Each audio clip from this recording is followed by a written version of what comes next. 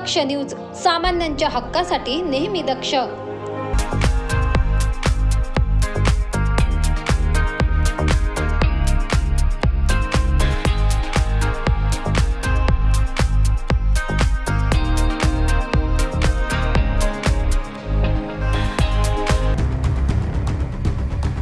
नाशिककरांसाठी एक चिंताजनक बातमी समोर आली आहे। नाशिकमध्ये डेंग्यूच्या रुग्णांमध्ये दिवसेंदिवस वाढ होत असल्याने नाशिककर चिंतेत आहे।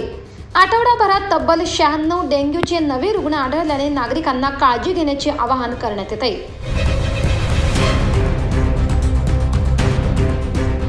दरम्यान आठवडाभरात 96 डेंग्यूचे नवीन रुग्ण आढळल्याने एकूण रुग्णसंख्या ही 365 वर पोहोचली आहे।